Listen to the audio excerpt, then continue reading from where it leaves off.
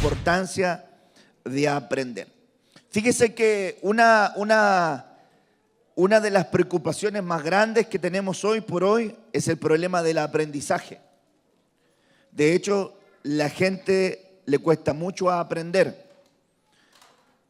Y estudiando la palabra, uno se da cuenta que cuando el Señor habla acerca de enseñar a su pueblo o educar a su pueblo, hay una diferencia entre oír algo, adquirir ciertamente un conocimiento para saberlo, y otro es tomar el conocimiento y tomarlo para sí, para vivirlo. Estudiando las distintas interpretaciones, ¿verdad?, de la palabra y buscando la palabra específica, aprender es apropiarse de un conocimiento para vivirlo. Eso es aprendizaje. Apropiarse de un conocimiento para vivirlo. Eso es alguien que aprendió. Cuando usted le dice a alguien, ¿aprendiste esto? Sí. Entonces la única forma que usted ve que él aprendió es que él tomó ese conocimiento para vivirlo. No para saberlo, para vivirlo. Esa es la diferencia de alguien que ha adquirido conocimiento para saber y aquel que aprendió es que adquirió el conocimiento para vivirlo, es decir, tiene aprendizaje, aprendió algo. Entonces, resumiendo esa idea principal, la palabra griega que ocupa para conocimiento es aprendejer. Y apropiarse del conocimiento para vivir es aprender. Apropiarse del conocimiento. Es decir, en otras palabras, es hacerlo rema para ti, para vivirlo. Hay gente que sabe cosas, pero no las vive. Quiere decir que no ha aprendido, no tiene aprendizaje en eso. Y el Señor hoy por hoy nos está enseñando a que debemos aprender de Él, de su palabra. Entonces, el aprendizaje es concebido como un cambio de conducta. De hecho, una persona que ha aprendido es una persona que evidencia cambios de conducta. Por ejemplo, usted se da cuenta que hay muchas personas que pueden tener cierto tipo de lenguaje y un vocabulario de acuerdo al lugar donde aprendió. Por ejemplo, sin verdad tener un afán de discriminar o sectorizar, usted se va a dar cuenta que las personas del barrio alto hablan de una manera, ¿cierto? Porque aprendieron entonces tomaron un conocimiento y se apropiaron de eso. Entonces tomaron ese lenguaje y lo vieron. Tienen palabras muy pegadas como, oye, sí, es muy pro, es que es demasiado pro. O palabras, ¿verdad? Como así, como con la papa en la boca, ¿me entiendes? ¿Ah? El caballo, ¿cómo está el asunto? Caballo. Y te hablan así como haga. Pero cuando usted empieza a bajar para otro sector, usted se da cuenta que el lenguaje también cambia, ¿verdad? Entonces dice, oye, bacán. No le dice, oye, qué caballo, oye, qué bacán. ¿Te acuerdas de la palabra? Allá arriba te van a decir, ¿tú entiendes? Aquí va a decir, ¿cachai o no cachai? Entonces el término va cambiando de acuerdo a usted a dónde aprendió. El lenguaje, su aprendizaje. Por ejemplo, ¿cómo aprende a comer en su casa? Lo que usted, el conocimiento que toma y lo aplica para usted. Por ejemplo, usted sabía que cuando usted va a comer, usted tiene que comer con la boca cerrada. Pero de repente por ahí puede haber que alguien coma, ¿verdad? Escúchenme bien lo que le voy a decir. Necesariamente no es que el hermano lo haga mal o lo haga bien, sino que se define por el lugar donde él aprendió. Por lo tanto, tiene que volver a aprender. Por ejemplo, usted va a comer y ponen en 4 platos y a usted le ponen una ensalada al medio. ¿Cómo se come la ensalada? Usted tiene un tenedor aquí en su lugar y el vecino suyo que está sentado al lado tiene otro tenedor, usted está comiendo en su plato, usted no puede estar comiendo en su plato y tomar la ensalada. Eso no se hace. Usted tiene que tener su plato y también la ensalada tiene que tener su cuchara y usted sacar su ensaladita y ponerla en su plato o poner en un plato adicional, porque todos van a comer del mismo pocillo. Pero va a depender de a dónde uno aprendió. Entonces, por ejemplo, ¿ha habido usted barrios donde hay pequeñitos que desde los 10 años pueden estar tomando cerveza? Y ellos lo ven normal. ¿Por qué? Porque lo aprendieron.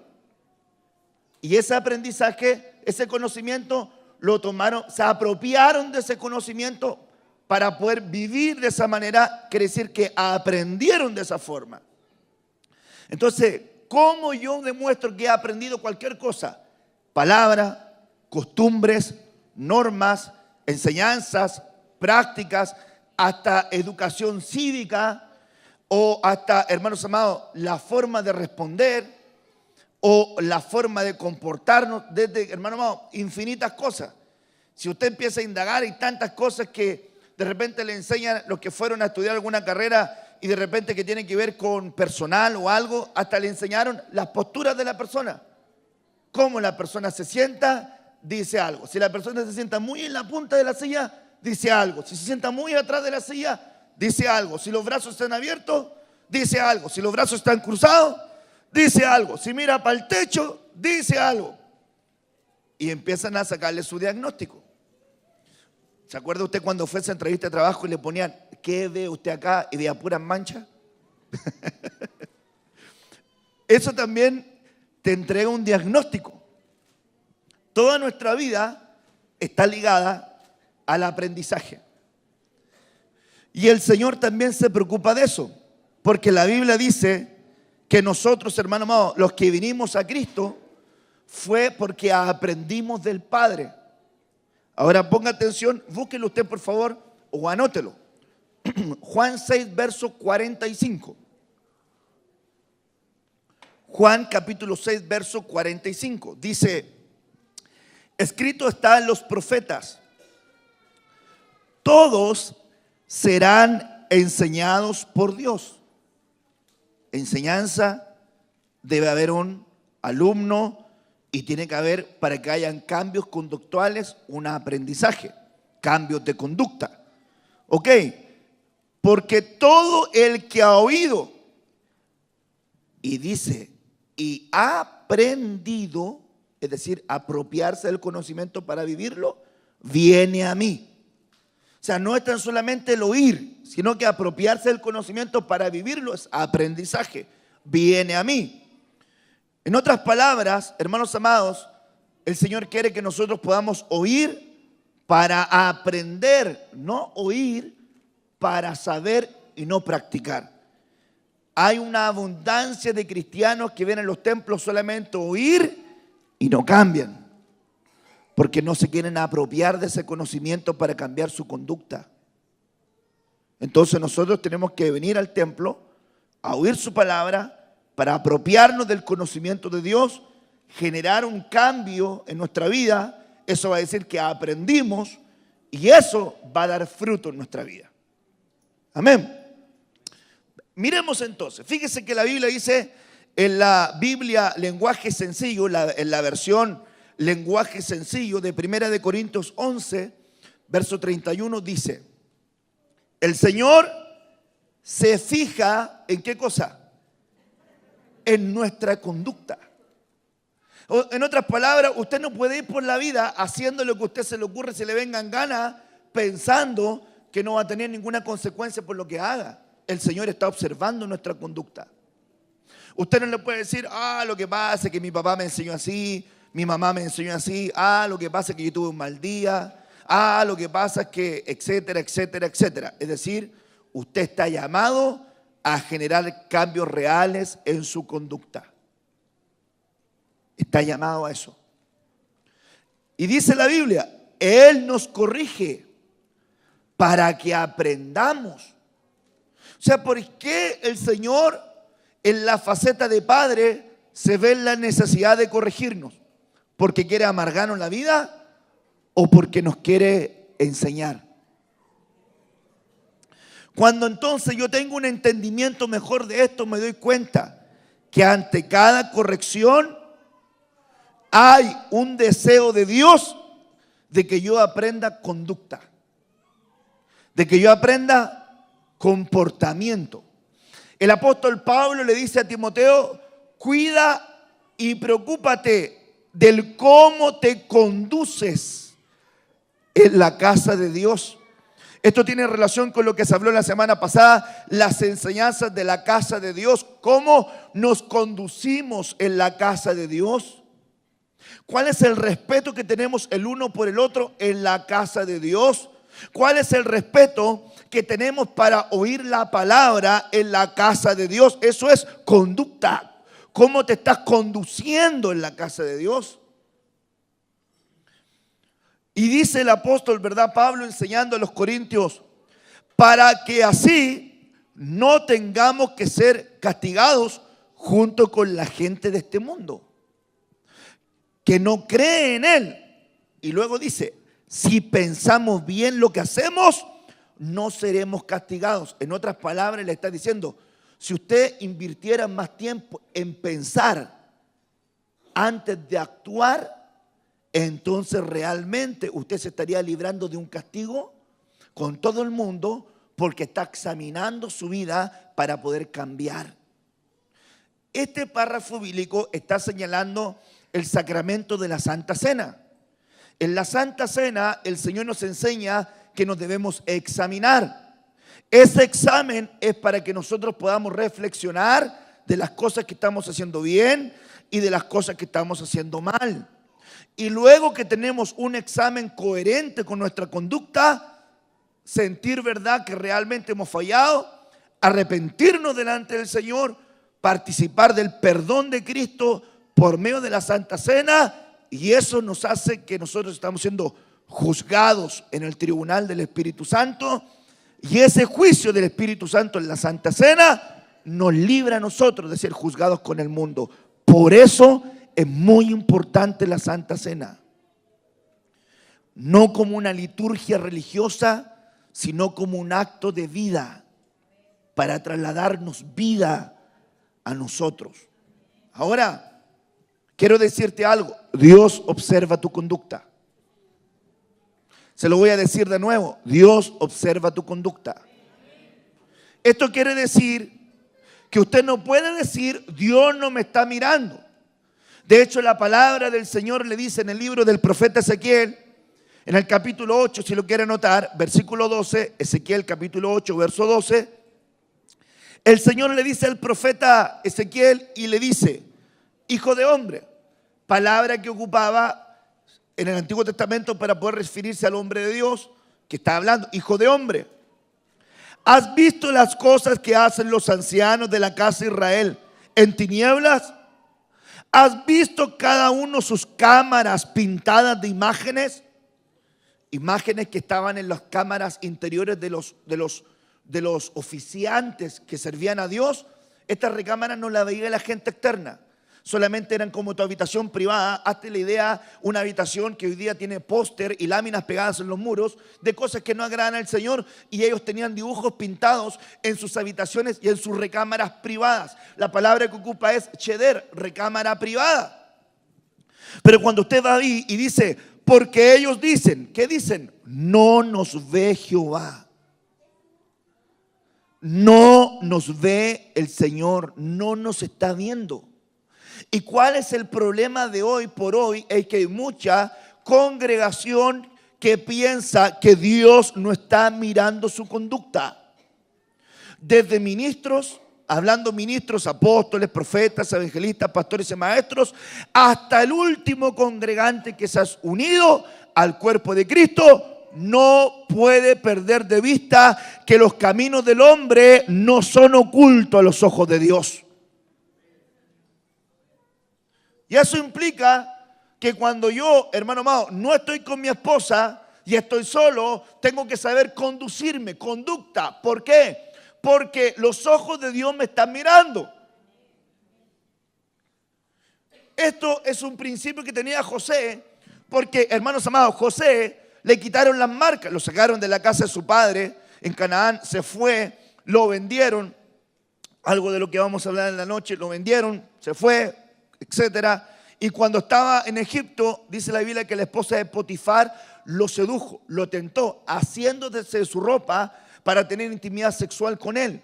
Y cuando está en ese acto, dice la Biblia que José dice: ¿cómo haría yo este gran mal pecando contra Dios? José sabía que los ojos de Dios, aún en Egipto, lo estaban observando. Tú no puedes perder de vista que solamente, hermano amado, en el templo Dios te está viendo. En todo lugar donde tú te encuentres, Dios te está observando.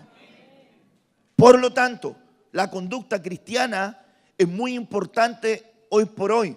¿Sabe por qué mucha gente no predica este tipo de enseñanza? Porque no es popular. Pero escúcheme bien, la iglesia de Cristo nunca se buscó como propósito final hacerla popular. La iglesia de Cristo, hermano amado, era, hermano, baluarte y estandarte de esperanza a todo el mundo. Por lo tanto, la iglesia de Cristo está llamada a ser sal y luz de la tierra. No está llamada, hermano amado, a ser, hermano amado, la iglesia más ranqueada terrenalmente. Porque usted no puede catalogar una iglesia ni siquiera por la cantidad de gente que se congrega. Porque si fuera así, entonces los mormones tendrían la delantera. Ni por los templos que se levantan, porque quiere decir que ellos tienen más templos. Usted no puede medir una iglesia así. ¿Cómo se mide una iglesia? La iglesia se tiene que medir por madurez, se tiene que medir por la capacidad de aprendizaje, el cómo se comportan, el cómo actúa, cómo habla, cómo reacciona, cómo mira, cómo piensa, cómo se comporta con su esposo, con su esposa, cómo se comportan los dineros, cómo se comporta, hermanos amados, cuando está solo. En eso se nota conducta, cambio. ¿Entienden lo que estamos hablando hoy? Ok, ahora miremos. La versión Torres Amat dice en Isaías 33, verso 13: vosotros, los que estáis lejos, escuchad las cosas que he hecho yo. Y dice: y aprended a conocer mi poder, los que estáis cerca.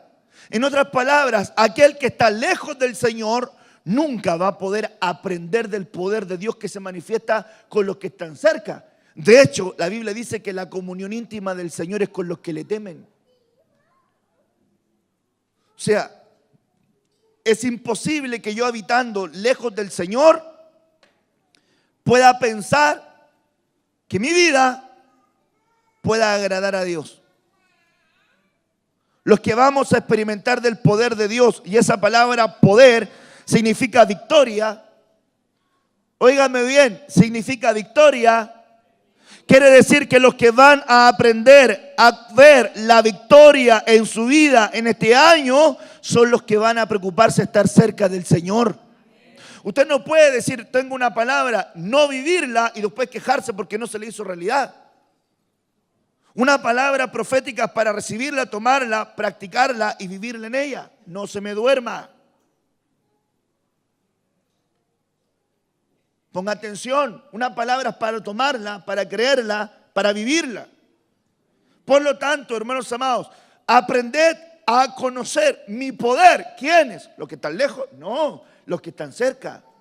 Es decir, que los que viven cerca del Señor tienen más probabilidades de ver las proezas de Dios en su familia. Las bendiciones de Dios en su casa. La palabra que ocupa es victoria, fortaleza, la fuerza, las hazañas de Dios. Escúcheme bien, ¿cuántos quieren ver las hazañas de Dios en su familia? Cómo Dios lo defiende con mano poderosa, le abre puertas cerradas, bien cerradas, le abre los cielos, hace que su camino sea allanado, lo hace quedar en gracia aún con sus enemigos. Porque la Biblia dice que cuando los caminos del hombre son agradables a los ojos de Dios, aún hace que sus enemigos estén en paz con él. Entonces, todo repercute en qué cercanos estemos al Señor. El que está alejado no va a aprender nada. Óigame bien, el que está lejos del Señor no va a aprender nada. Por eso es que es muy importante procurar acercarnos a Dios para aprender. Estoy poniendo las bases. Fíjese algo. La versión alfonsina en Jeremías 5, verso 3 dice: Yahvé, hablando de Jehová, hablando de Dios, pero dice esto. Les dice al pueblo: ¿No buscan tus ojos la verdad? Los has golpeado, no se han dolido. Los has consumido y no quisieron aprender la lección. ¿Se acuerda 1 Corintios 11 que vimos que dice la Biblia que el Señor nos corregía para que aprendiésemos? Ok, este está diciendo, tú los estás, hermano, llevando a tu pueblo a una condición de corrección para que aprendan, pero no quieren aprender. Tienen la cara más dura que una piedra, no quieren convertirse. Oye, es curioso ver gente que, hermano amado, está metiendo las extremidades, las manos, los brazos, las piernas, el cuerpo entero. Está destruyendo su casa, iglesia, familia, y no entienden. Porque no quieren aprender. Porque la humanidad, la carnalidad en ellos es tan grande que, hermano amado, el ego les imposibilita aprender de Dios. Entonces, antes de reconocer un error, prefieren seguir fregándola. Pero escúcheme bien, quien tiene la capacidad de reconocer un error en su vida y enmendarlo, tiene muchas probabilidades de que Dios esté cercano a él. Fíjese algo, verso 33 de Jeremías 32. Pues me volvieron la espalda en vez de la cara. Dice Dios, y aunque los escarmenté constantemente sin cesar, no quisieron escuchar ni aprender la lección. Es decir, Dios les dio escarmientos. Como quien dice, te voy a probar en esto, te voy a corregir en esto. No me quieres aprender aquí, te voy a quitar este trabajo. No me quieres aprender acá, te voy a apretar acá. No quieres aprender dependencia, te voy a tocar acá. Te voy a dar este escarmiento, te voy a corregir, te voy a consumir. Voy a hacer que tu camino te empiece a ser difícil. ¿Para que aprendas? Porque te amo. Porque el padre al hijo que ama lo corrige. Jeremías 35, verso 13. Así dice Jehová, Chabaot, Dios de Israel: vete a decir a los hombres de Judá y a los habitantes de Jerusalén, ¿no queréis aprender la lección y escuchar mis palabras? Si usted se fija, hay un pueblo que tiene enseñanza de Dios, pero tiene una constante: no le interesa aprender. Y esto es muy importante que usted lo capture y lo entienda. Hay una multitud no menor de gente que asiste a un montón de iglesias como un ritual religioso, hermano amado, para ir al templo, escuchan la palabra, se van a sus casas iguales porque no quieren apropiarse del conocimiento para cambiar. Lo más triste es que le están enseñando a esa iglesia que se va a ir con el Señor.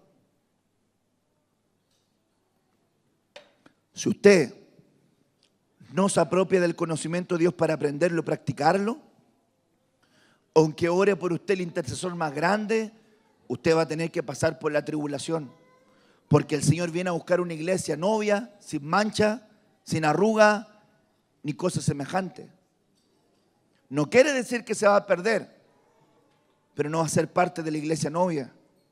Si usted no le dice nada eso, usted puede hacer la de Kiko y Caco y solamente tener la revelación de Jesús en el camino y pensar solamente que la misericordia es suficiente y puede pasar toda su vida, hermano amado, dele, hiriendo, ofendiendo, mal carácter, hablando mal al esposo, a la esposa, robando, engañando y haciendo, y solamente después pensar, no, Dios es bueno, pero sin generar cambio. Usted no está madurando, usted no está creciendo.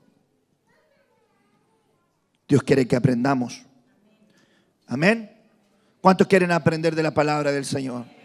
Ahora mire, esta versión alfonsina dice en Proverbios 18, verso 15: corazón sensato consigue la ciencia.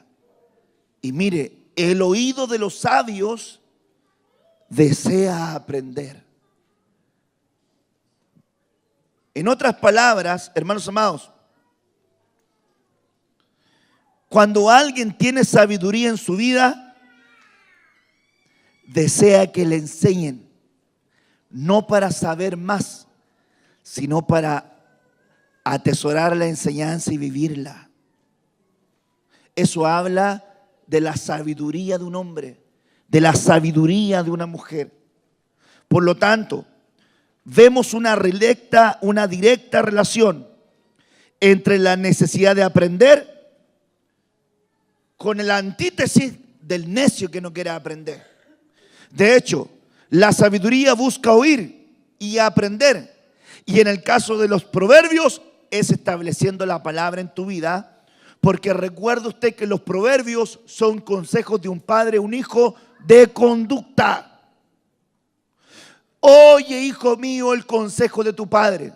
Atiende la dirección de tu madre. Hijo mío, no te apartes por el camino del mal. Oye, hijo mío, ata tu palabra a tu cuello. Escríbele las tablas de tu corazón. Hijo mío, sobre toda cosa guardada, guarda tu corazón. Hijo mío, no consientas con los pecadores. Hijo mío, no andes por la vereda del maligno. Hijo mío, hijo mío, hijo mío. Consejos de conducta.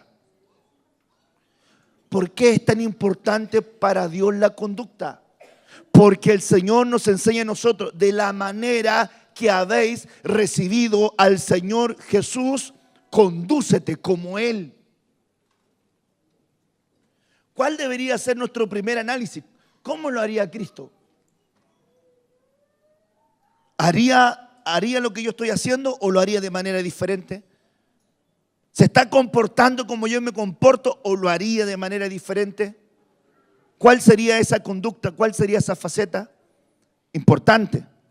El corazón del entendido adquiere sabiduría y el oído de los sabios busca aprender. Entonces, hermanos, es interesante que la Biblia también enseña entonces en este mismo párrafo y en estos mismos capítulos de Proverbios que el gozo más grande de un maestro es que el alumno quiera aprender. Oye el sabio y le aumenta el saber. Y el entendido adquiere el consejo. En otras palabras, tal actitud del entendido o sabio es muy distinta a la actitud del necio y del insensato. En este camino, hermano amado, de pastor, me ha tocado conocer mucha gente insensata. Y me ha tocado conocer mucha gente sabia. Y te voy a decir algo, la sabiduría es más que la inteligencia. He conocido gente pequeña de edad sabia y he conocido gente adulta necia. Porque la sabiduría no está ligada a los años cronológicos, sino al corazón del hombre que esté apegado a Dios. Por eso que Jesús con 12 años crecía en sabiduría. ¿Por qué con 12 años? Porque su corazón estaba pegado a Dios. Nosotros tenemos que buscar ser una iglesia con sabiduría. Ser cristianos con sabiduría. Que cuando hablemos se note que tenemos sabiduría. Que la palabra vive en nosotros. No como una mera, hermano amado, costumbre religiosa, sino como nuestra vida. Aprender de la palabra, pueblo del Señor, en nuestra vida. Cambiar y ser mejores día a día en nuestra vida. No podemos dejarnos influenciar por un sistema podrido, nefasto, corrupto, profano, que está definiendo las conductas de las sociedades. Lo que va a definir nuestras conductas es la palabra de Dios, no la influencia de un mundo corrompido. Dad al sabio ocasión de aprender y crecerá en sabiduría. Por ejemplo, yo lo miro esto. Uno le dice a usted, hermanos amados, hoy el Señor te da la ocasión de aprender una palabra para tu familia. Dale al sabio ocasión, oportunidad de aprender y aprovechará el aprender. Pero a alguien que no le importa y que le da lo mismo, no importa. ¿Por qué? Porque le están dando ocasión de aprender al sabio y siempre va a agradecer eso. Enseña al justo y se apresurará a aprender. En otras palabras, el aprendizaje está muy ligado a alguien que quiere practicar justicia. Por eso que, hermano, yo le voy a decir experiencias chistosas, vividas. No voy a dejar de compartir lo que yo he vivido. Pero, hermanos, en un momento uno se ha involucrado en tratar de establecer conducta. Y yo le dije una vez a un hermano, hace mucho tiempo, tenía como 20 años, le dije al hermano, ¿sabe qué? Eso no está bien porque no le va a agradar al Señor. Ah, me dijo, ¿y tú soy santurrón? Y yo me quedé con eso así como, o sea, querer mantener una conducta de santidad era condenado con el carnal, con la palabra santurrón. Y de repente cae en el mismo lenguaje. Vamos a juntarnos con el hermano tanto. No, es muy santurrón. No, es demasiado religioso. Y la pregunta es, ¿y no deberíamos todos querer agradar a Dios? Mira, el hermano tiene el primer amor, pero ya se le va a pasar. ¿No debería mantenerlo? ¿Cómo debemos practicar la palabra? Por ejemplo, la Biblia dice, haced todo decentemente y con orden. Por ejemplo, la Biblia le dice al hombre, comportaos varonilmente.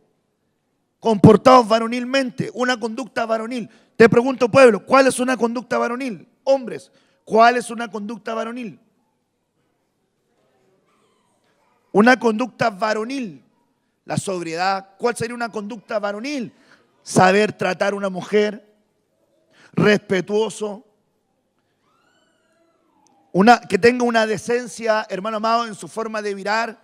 Es una persona que tiene un carácter varonil. Pero ¿por qué hablan de la conducta varonil? ¿Será que había gente que no tenía conducta varonil y tenía conducta más femenina? ¿Usted cree por qué dice la Biblia los homosexuales y los afeminados? ¿Por qué los separa? Porque para el Señor dice que el que es machito, sea bien machito. Y la mujercita, que sea bien mujercita. Entonces el Señor, ¿qué nos está enseñando con eso? Conducta. Conducta. Yo quiero que aprendas tú de parte del Señor conducta.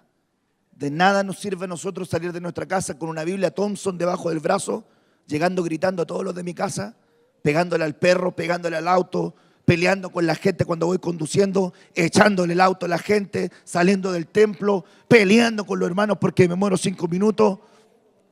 Conducta. Dígale que el lado suyo te están hablando.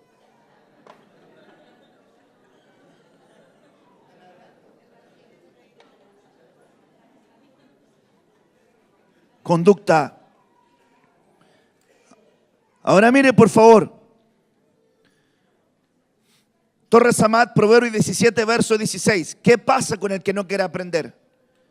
¿Qué le aprovechará al necio tener riquezas, no pudiendo con ellas comprar la sabiduría? ¿Qué le aprovecha a la gente que tiene mucho pero no es sabia? Con todo lo que tiene no puede comprar la sabiduría, porque la Biblia dice que el que tenga falta de sabiduría, Santiago capítulo 1, pida a Dios, el cual le dará abundantemente. Yo te pregunto, ¿quieres que Dios te dé sabiduría? ¿Por qué no levantas tu mano y le dices, Señor, dame sabiduría? Sabiduría para ser padre, para ser madre. Sabiduría para ser un buen trabajador. Sabiduría para ser un buen hijo. Dame sabiduría para ser un buen abuelo. Dame sabiduría, Señor. Porque el que tenga falta de sabiduría, la Biblia dice, pida a Dios. No pudiendo comprar la sabiduría, ¿quién levanta muy alta su casa? Busca ruina. Y el que rehúsa aprender caerá en desdicha. Recuerdo que una oportunidad le dijo a un hermano, hermano, esa decisión que tú estás tomando no es conforme a la palabra. La palabra del Señor dice esto. Ay, pastor, usted sabe que yo no le pongo mucha atención a la palabra. Yo me muevo por lo que siento. El que rehúsa aprender caerá en desdicha, le irá mal. Pregúntese, ¿estoy haciendo las cosas bien? ¿Estoy actuando bien como hijo del Señor? ¿Estoy actuando bien como padre? ¿Estoy enseñando bien a mis hijos el camino del Señor? ¿Estoy comportándome bien como esposa, como madre? ¿Estoy comportándome bien como sacerdote, como líder, como servidor? ¿Lo estoy haciendo bien? ¿O tengo que poner ajuste en mi vida? Catartizo, ajustar. A veces, hermano amado, necesitamos varios ajustes. Hay algunos que necesitan varios ajustes.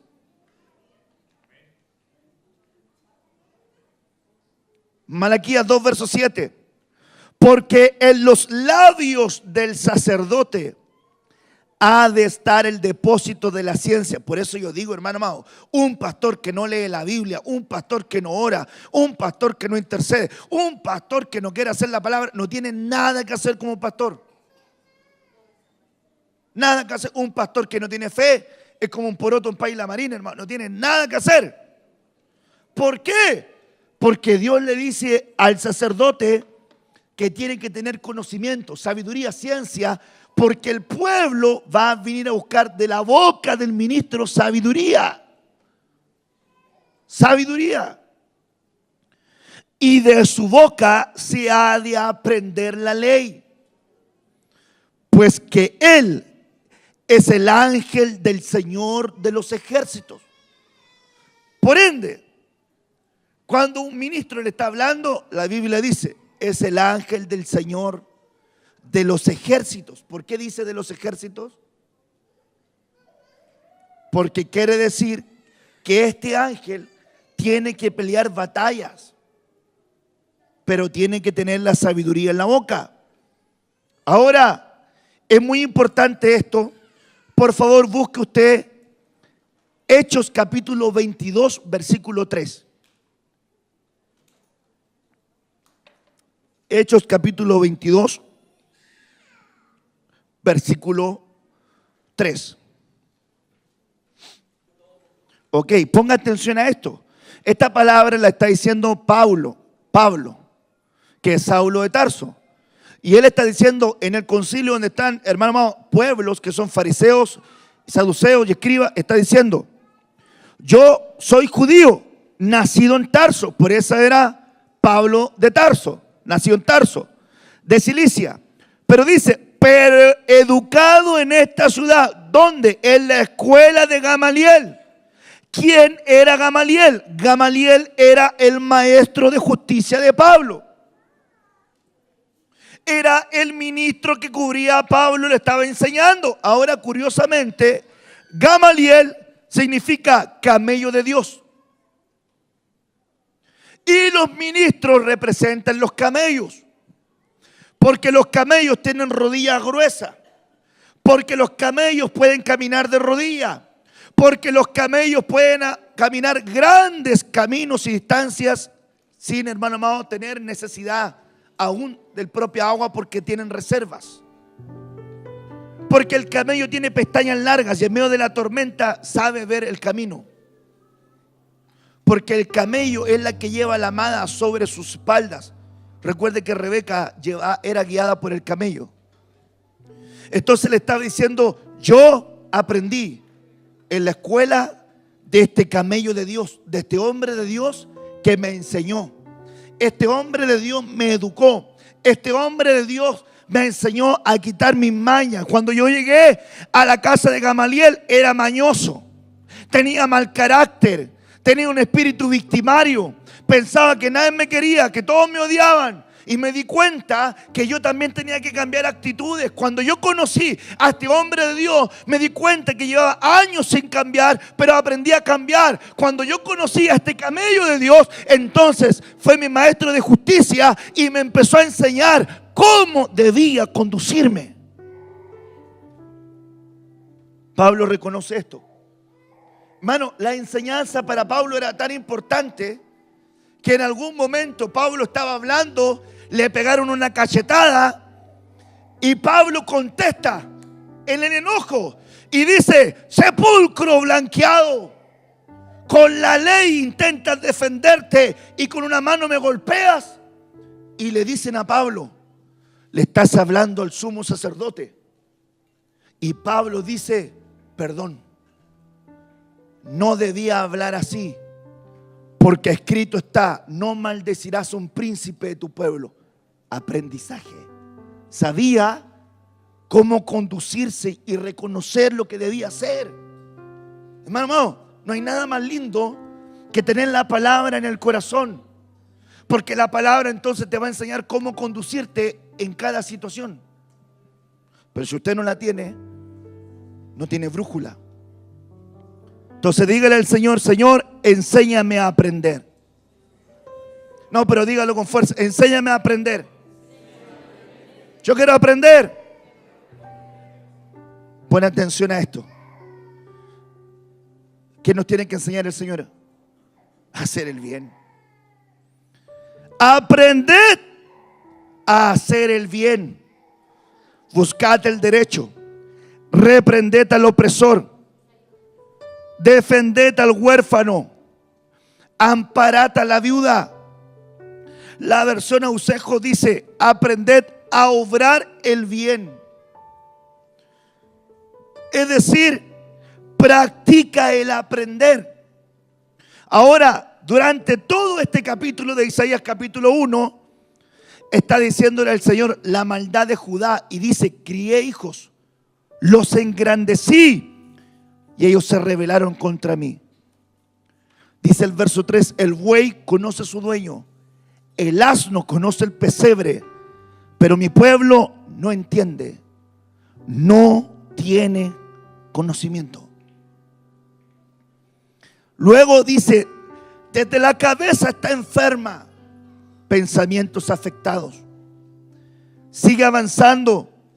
¿Para qué me sirve, dice Jehová, la multitud de sacrificios si no cambias tu conducta? Yo le he dicho a usted, una cosa es venir al templo, otra cosa es tener relación con Cristo. Son dos cosas que tienen que ir acompañadas. Porque escúchenme algo, hay mucha gente que va al templo por una costumbre religiosa y hay otra gente que va al templo porque quiere encontrarse con Cristo. Son dos cosas diferentes. Te pregunto, ¿por qué viniste hoy día a la casa de Dios? ¿Por qué viniste hoy al templo? ¿Quieres encontrarte con Cristo? ¿Quieres aprender de Él? Viniste para que Dios te hablara. Pastor, la palabra me está hablando fuerte. Qué bueno. Para eso viniste. No para que le hablara a otros, para que te hablara a ti. El pastor me está hablando a mí. Por supuesto, para eso viniste. Para que tú aprendieras. Si no, ¿para quién? Yo vengo a la casa de Dios y digo, yo quiero aprender. Yo quiero aprender. Verso 12 dice, ¿quién demanda esto de vuestras manos? Cuando venís a presentarnos delante de mí, pero para pisotear mis atrios. No me traigáis entonces cosas vacías. No me traigas cosas vacías. Te preocupas de cuidar la luna nueva. Te preocupas de cuidar este día de reposo sin guardarlo en tu corazón. Convocas asambleas. No lo puedes sufrir porque tu vida está torcida. Ahora ponga atención a esto. Verso 15.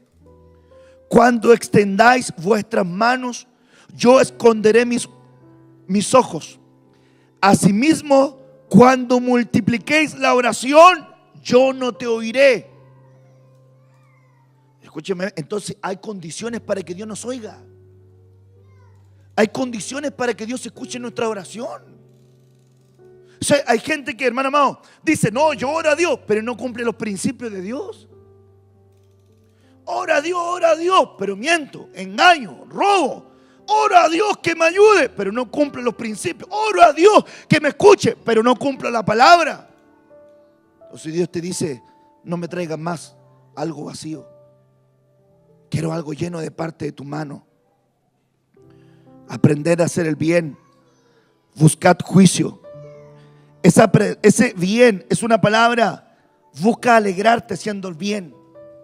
Busca alegrarte teniendo buenas conductas. Qué importante es aprender a hacer el bien.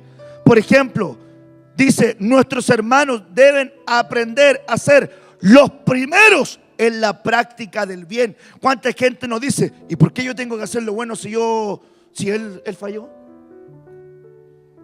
No, lo que pasa es que este hermano siempre está acostumbrado una vez, 2 veces, 3 veces, 4 veces, y siempre hay que estarlo llevando. Sé el primero tú en practicar el bien. En lo que dependa de ti, estate en paz con tu pastor. Lo que pasa es que usted no conoce. Mi familia me lleva al pleito, me lleva a la... Tú sé el primero en practicar el bien, porque Dios te va a recompensar a ti. Dios va a premiar ese esfuerzo por querer hacer las cosas bien. ¿Cuántos dicen amén a eso? Vengo a decirte de parte de Dios que Dios va a premiar a aquel que quiera hacer las cosas bien. Aquel que quiera hacer las cosas bien. Hermano amado, al final de la jornada Dios viene con retribución. Dios viene con pago. Dios viene con recompensa. Aunque hay un montón de gente que roba, que engaña, que miente, que defrauda, que hermano amado es infiel, tú mantente en tu posición, porque Dios pagará al que quiera hacer las cosas bien. A lo mejor no es muy popular, pero Dios te va a premiar. Hacer el bien en este tiempo no es fácil, porque tenemos una sociedad profana, corrupta. Tenemos una sociedad que no está queriendo agradar al Señor, y en esa sociedad estamos nosotros. Entonces, ¿qué es hacer el bien? Por ejemplo, póngame atención, yo quiero que todos escuchen esto. ¿Cómo debería actuar? Escúcheme bien. ¿Cómo debería actuar el que es jefe cristiano con un empleado que es cristiano? ¿Cómo debería actuar? ¿Bien o mal? Ok. Usted no se puede aprovechar de su hermano cuando pasa un infortunio, porque es su hermano. Si usted le tiene que pagar su sueldo, aunque sea su hermano, no abuse porque es hermano. Compórtese bien. Por ejemplo, hermano, tiene un trabajador que está con usted, páguele sus imposiciones. Compórtese bien. El hermano no le está mendigando por eso. Él está trabajando todo el mes. Sea justo. Practique el bien. Hoy día me dieron la oportunidad de ganarme unas lucas más, pero con una forma inadecuada de ganármelo. Practique el bien.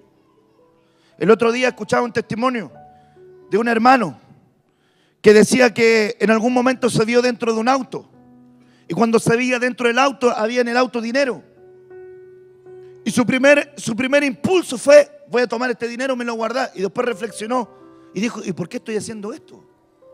Si este dinero no es mío.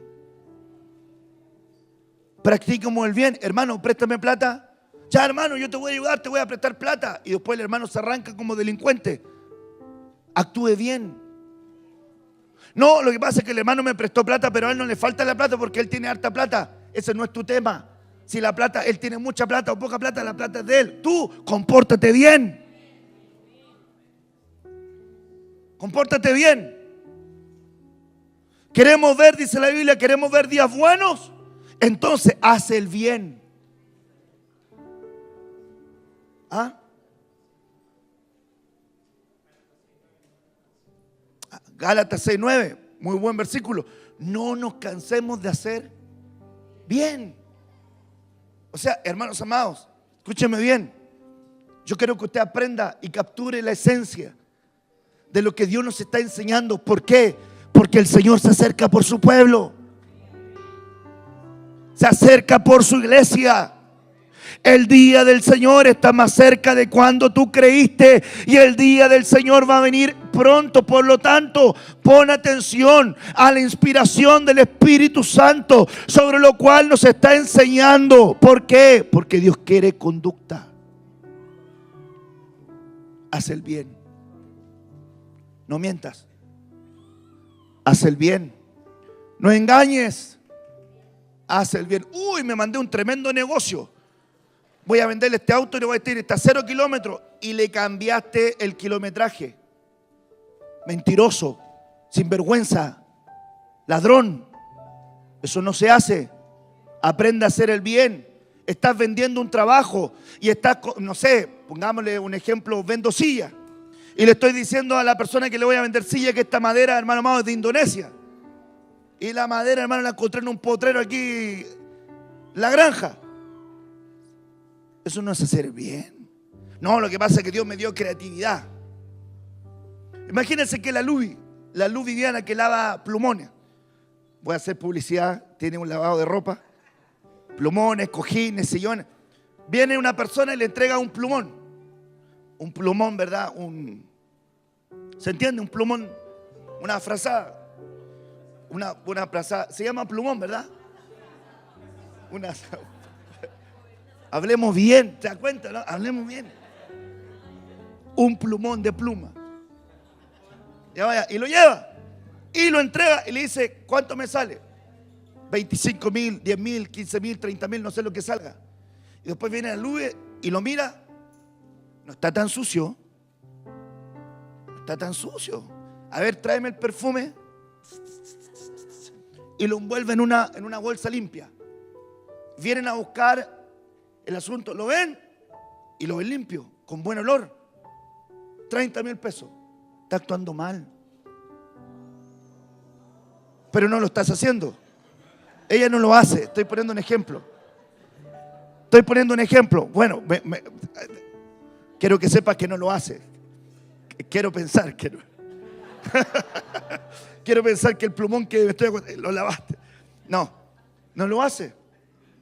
Otro hermano que tenga negocio acá. El hermano, el Cristian. Negocio de tubería, fierro, no sé, ¿cómo se llama? ¿Qué es? Bobina. Ok, tiene que pintarlo. Y le dice, no sé, vamos a llevar un motor. Y dice, vamos a llevar este motor y este motor sale, no vamos a dar cifra, 100,000 pesos este motor, arreglarlo. Y le dice, sale a arreglarlo 100,000 pesos. Y le dice, te vamos a cobrar el traslado, la limpieza, ¿qué más se cobra?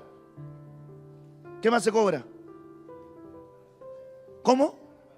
Ya, las reparaciones, la limpieza, embalaje, todo lo demás. Listo, ¿cuánto le vamos a cobrar? Sale 100,000, vamos a cobrarle 800,000 pesos porque le estamos cobrando por los repuestos y por todas las cosas. Vienen y toman el motor, abren el motor y el motor, las piezas no están tan malas. Entonces dice, ¿sé qué? Pegamos una limpiadita nomás las piezas y todo el asunto y se lo vendo como que lo arreglé. ¿Se está actuando bien o mal? Eso no se hace. Entonces, mire, escúcheme bien. ¿Sabe lo que estamos aprendiendo hoy en la casa de Dios? Conducta. ¿Sabe qué Dios espera de nosotros? Un buen comportamiento. La importancia de aprender a vivir la palabra. Ahora mire, ¿cuántos minutos me quedan? Me queda poquitito. Quiero compartirte este que es importante. Reina Valera actualizada, 1989, dice: id pues y aprended qué significa misericordia quiero y no sacrificio. ¿Qué significa que Dios quiere misericordia? Tengo que aprender qué es misericordia. Dios me manda a aprender qué es misericordia antes que sacrificio. Escúchenme bien. En el Antiguo Testamento era una sombra de las cosas que iban a venir para el Nuevo Testamento. Y el libro de Hebreos nos relata todas las normativas ceremoniales que el pueblo tenía que hacer para poder alcanzar el perdón. Dice la Biblia que el pueblo tenía que entregar sacrificios de animal, machos cabríos, toros, dependiendo de la economía. Y tenía que haber derramamiento de sangre, porque la Biblia dice: sin derramamiento de sangre no hay perdón de pecados. Pero la Biblia dice que esos animales, al derramar su sangre, solamente cubrían el pecado, pero no lo quitaban. Por eso la Biblia dice en el Nuevo Testamento: he ahí el Cordero de Dios que quita, no que cubre como los animales, sino que quita el pecado del mundo, lo limpia. Por lo tanto, el Señor le estaba diciendo, estas personas venían, entonces hacían lo malo. Póngase usted, en la Escritura es tan importante esto, yo lo miro en el Antiguo Testamento y en el Nuevo Testamento, pero dice la Biblia, no le hagan mal al huérfano. Como que había un abuso por hacerle mal al huérfano. No le hagan mal a la viuda. Habían abusos haciéndole mal a la viuda. No te aproveches de tu hermano en el día de tu infortunio, de su infortunio. Y da una serie de conductas. No ames el soborno. No ames la corrupción.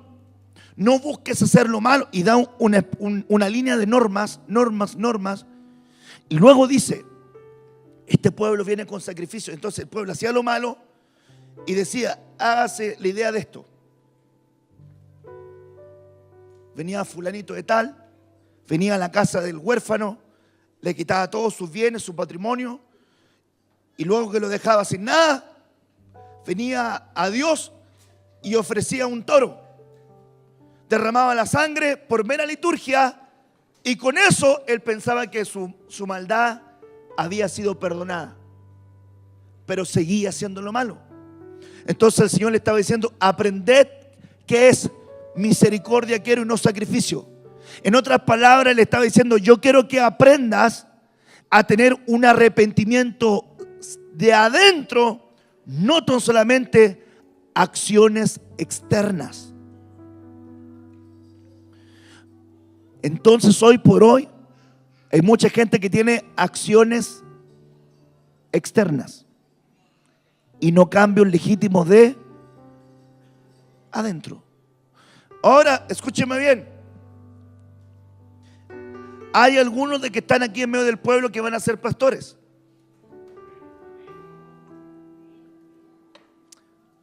Algunos, no todos. Pero uno de los consejos que le puedo decir como pastor es que bienaventurado es el misericordioso, porque él alcanza. Una de las prácticas más comunes cuando alguien no es pastor es que el pastor debería sacar la sierra eléctrica y empezar, hermano, a cortar a diestra y siniestra si el hermano mueve un ápice diferente a lo que debió hacer. Pero no es una práctica que tiene que tener un pastor. Por ende, el Señor dice, quiero que aprendas a practicar la misericordia. Quiero que aprendas a mirar a aquel que cometió un error y se arrepintió verdaderamente, a que lo entiendas, que lo perdones, a que le enseñes el camino, a que logres, hermano, entender que la misericordia triunfa sobre el juicio y que juicio sin misericordia será con aquel que no tiene misericordia. Hoy por hoy, el Señor le estaba diciendo, quiero que aprendas el significado. Amor quiero y no sacrificio. Necesito que te conectes con aquella faceta de practicar verdaderamente mi palabra en la verdad, en la misericordia, en la justicia, y que no sea tan solamente una palabra en tu boca. Yo te pregunto, y quiero que me levanten la mano, ¿has tenido la oportunidad de hacerle misericordia con alguien? ¿Puede levantar su mano si lo ha hecho? ¿Ha tenido la oportunidad de practicar misericordia con alguien? ¿Que le ha tocado hacer misericordia con alguien? Ok, escúcheme bien. Dios le va a pagar por eso. Tenemos que aprender esto. Tenemos que ser gente misericordiosa. Amén. Ok. Quiero cerrar con dos. Y quiero que pongas atención a esto. La versión Jerusalén, segunda revisión, dice: la llevará consigo, la leerá todos los días de su vida,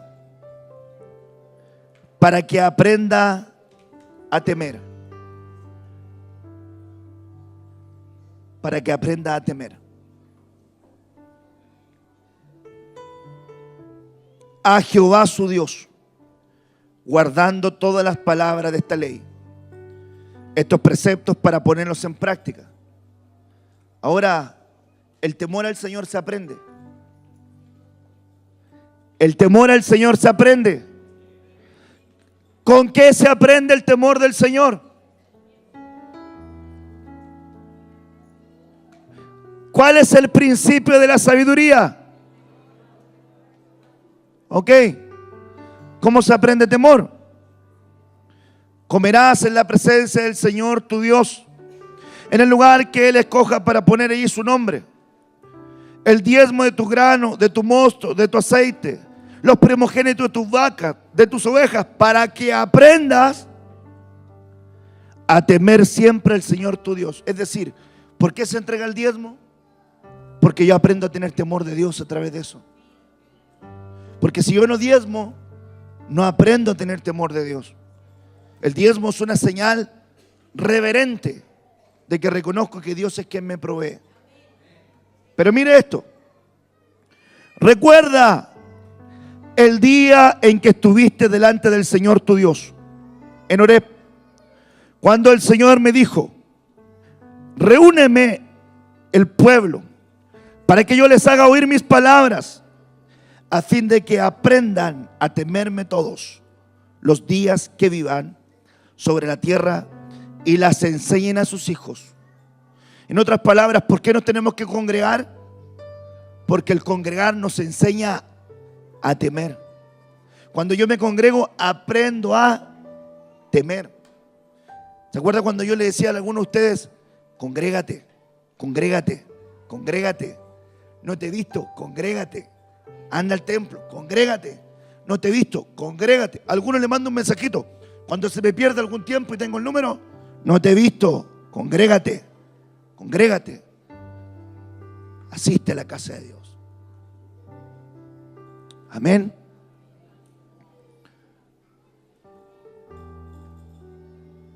Últimos 2 versículos.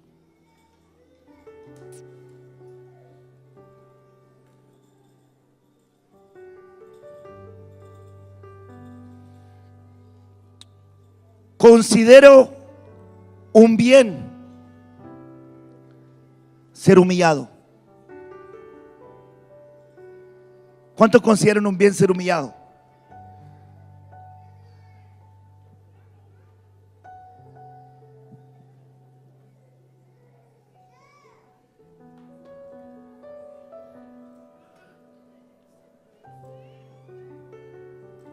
¿Cuántos consideran un bien ser humillado? ¿Sí o no? Oye, hermano, o sea que usted va a decir: vengo aquí, humíllame. ¿A quién le gusta que lo humillen? ¿Alguien que diga amén para humillarlo enseguida? ¿A quién le gusta que lo humillen? A nadie le gusta que lo humillen. Pero miren lo que dice el salmista: considero un bien el ser humillado para aprender así tus preceptos. Ahora, un precepto es una indicación que se desprende de un mandamiento. No es lo mismo mandamiento que ley que precepto, que estatuto, no es lo mismo. Un precepto es algo que se desprende del mandamiento para darte una indicación de un proceder, conducta. Ahora dice: considero un bien el ser humillado.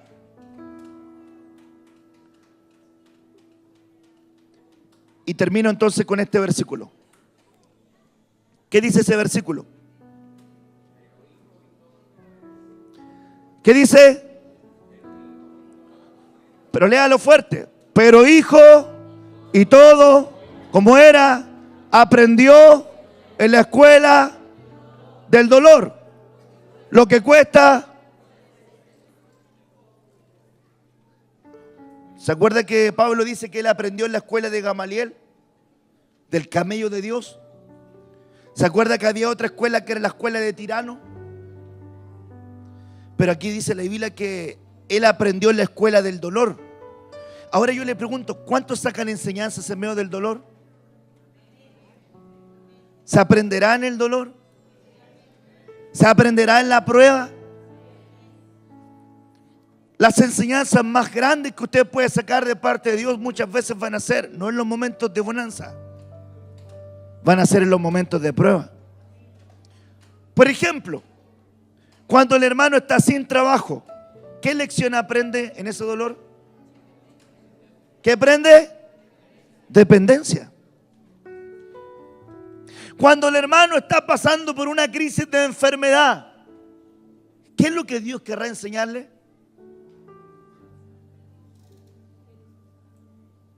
Que Jehová, el Señor, tu Dios, es tu sanador.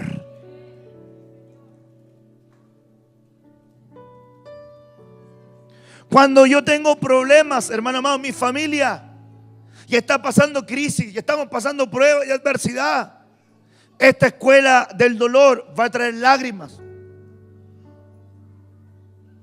va a traer aflicción, muchas veces va a traer tristeza, pero te aseguro que va a traer un aprendizaje para ti.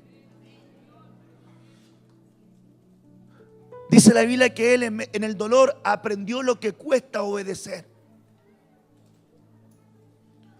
Ahora yo le digo a usted, ven, te voy a invitar a que aprendas en la escuela del dolor.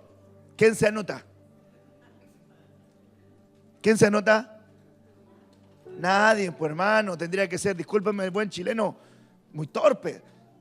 Yo voy así, anóteme pastor, yo me apunto, véngame el dolor, aflíjame. Nadie. Entonces por eso es que Dios no te pregunta. Dios no te pregunta. Hay familias que pasan procesos difíciles. Yo me atrevería a decir que aquí pueden haber hermanos que pueden estar pasando procesos difíciles. Matrimonios que están pasando procesos difíciles. Hermanos que están pasando procesos difíciles. Pueden haber jóvenes que estén pasando procesos difíciles. Puede ser la escuela del dolor. Ahora yo quiero preguntar y que me responda con convicción. ¿Usted se siente llamado por Dios? ¿Te es una convicción eso? ¿Te es una convicción eso? No es cierto.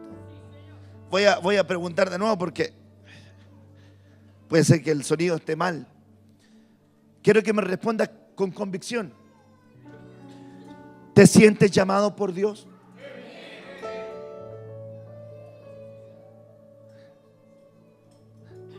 Ahora quiero que escuches esto. La Biblia dice que para los que aman a Dios,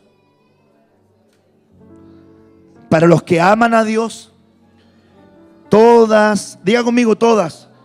No, dígalo fuerte, todas. Dígalo fuerte, todas. No deje ninguna fuera. Todas. Todo. Todas.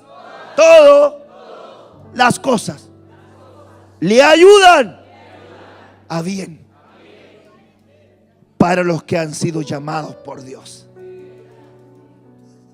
Te quiero decir algo de parte de Dios.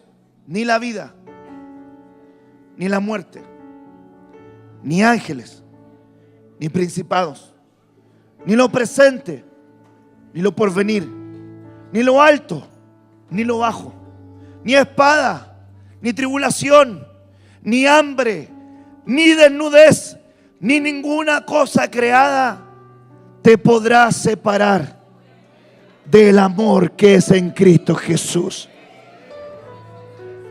Por lo tanto, en este día te proclamo de parte de Dios que en medio de la prueba Dios te va a enseñar sus hazañas, sus proezas, sus milagros, sus señales. Y cuando pases por el valle de Beraca, el valle de las lágrimas, vas a decirle al Señor: Señor, he aprendido a pelear la buena batalla, he guardado la fe, he terminado mi carrera. Por lo demás me está reservada una corona bendita de gloria para los que aman su venida. Así que cuando estés probado, cuando estés afligido, Dios te va a enseñar sabiduría, Dios te va a enseñar preceptos, Dios te va a enseñar a hacer el bien, Dios te va a enseñar a hacer misericordia, Dios te va a enseñar lo que es aprender obediencia